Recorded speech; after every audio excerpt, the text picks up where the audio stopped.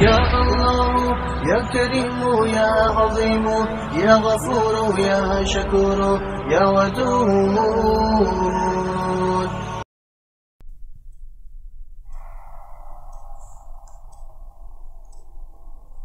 دین اسلام نے جس عورت کو اس کی فطرت و نزاکت کا خیال کرتے ہوئے باواز بلند اذان و اقامت اور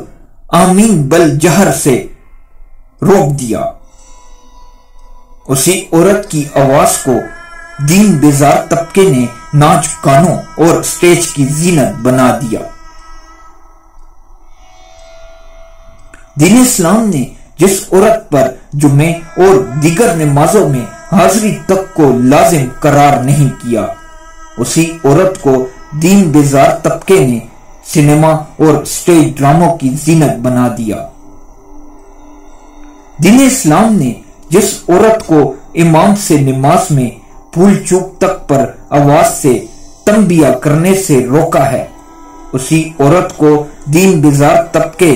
نے اپنے کاروبار میں رغبت دلانے کی خاطر کال سینٹرز اور استقبالیہ کا لازمی حصہ بنا دیا. دین اسلام نے جس عورت کی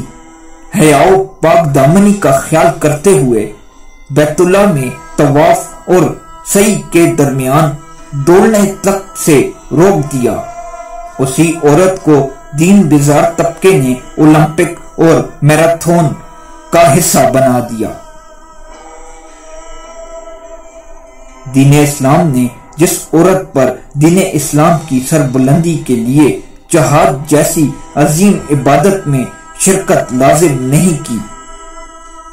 اسی عورت کو دین بیزار طبقے نے کھیلوں میں جوش و خروش بڑھانے کے لیے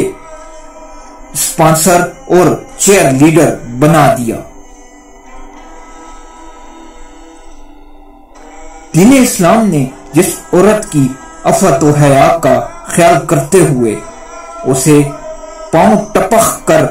چلنے تک سے منع کر دیا تاکہ نامحرم اس کی جانب متوجہ نہ ہوں، اسی عورت کو دین بیزار طبقے نے بے پردہ اور نیم برہنہ کر کے مصنوعات کی تشہیر کا ذریعہ بنا دیا. دین اسلام نے جس عورت کو فتنے سے بچانے کی خاطر شوہر کے سامنے کسی اجنبی عورت تک کا تذکرہ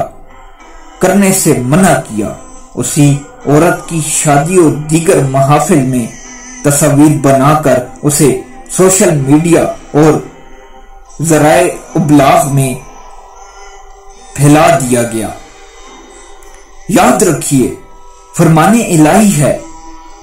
ترجمہ، اور اللہ چاہتا ہے کہ تمہارے ساتھ بھلائی کرے، اور جو لوگ اپنی خواہشات کی پیروی کرتے ہیں وہ چاہتے ہیں کہ تم راہ راست سے بہت دور چلے جاؤ. سورہ نساء آیت 27.